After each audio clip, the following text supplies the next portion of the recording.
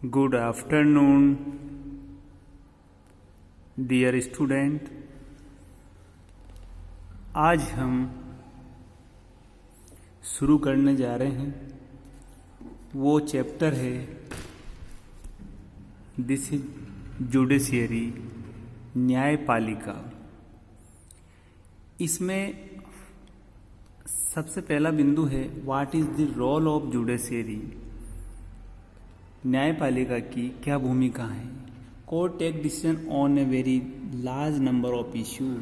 अदालतें बहुत सारे मुद्दों पर फैसला सुनाती हैं और they can decide that no teacher can beat a student. यानी कि वो जो अदालतें हैं वो डिसाइड करती है कि कानून जो बना हुआ है वो डिसाइड करता है कि no teacher can beat a student. एक विद्यार्थी को एक अध्यापक नहीं पीट सकते हैं। या about the sharing of river water between state, चाहे वो नदी दो स्टेट के बीच में पानी का बंटवारे को लेकर कोई इश्यू हो, या they can punish people of particular, या किसी व्यक्ति किसी क्राइम के लिए दंड देने की बात हो।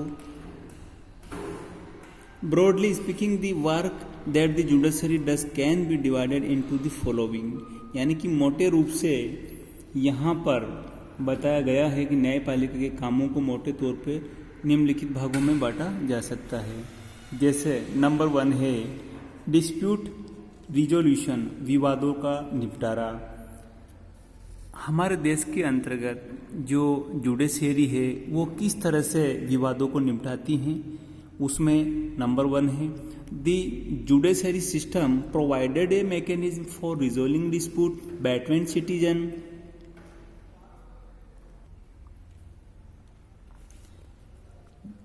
Between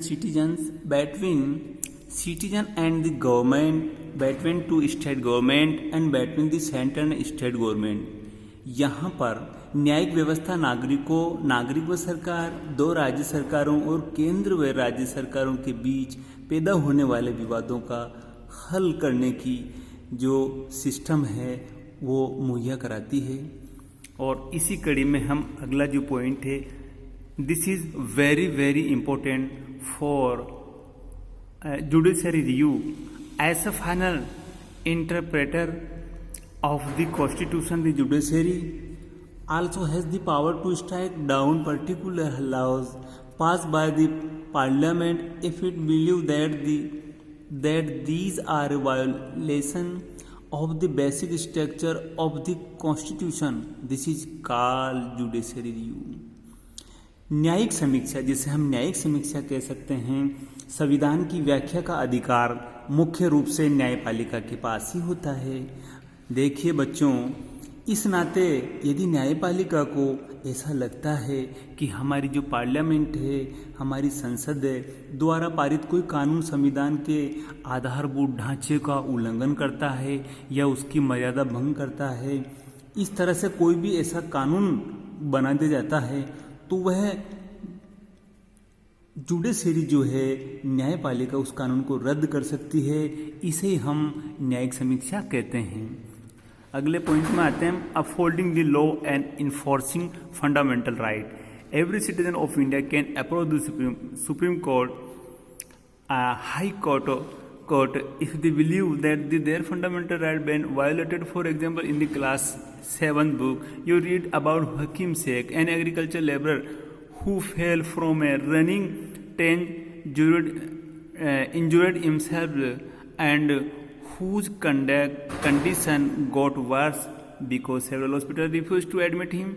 On hearing case, the Supreme Court ruled that Article 21, which provide every citizen the fundamental right to life, also include the right to health।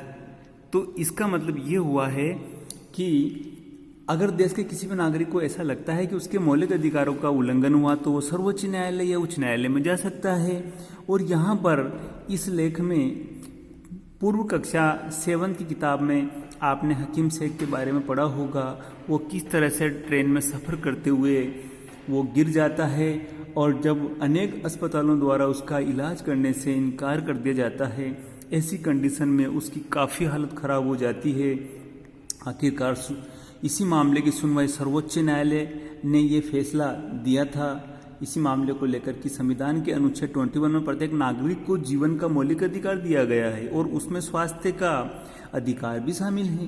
फलस्वरूप न्यायालय ने पश्चिम बंगाल सरकार को आदेश दिया कि वह अस्पतालों की जो लापरवाही के कारण हाकिम शेख का जो जीवन वो या उसको नुकसान जो हुआ है उसका मुआवजा दें। सरकार को आदेश दिया कि वह प्राथमिक स्वास्थ्य व्यवस्था की रूपरेखा तैयार करें और आपात स्थितियों में रोगियों के इलाज के पर विशेष ध्यान दें।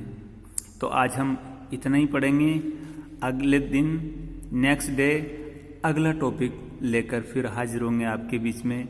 तब तक थैंक यू, धन्यवाद।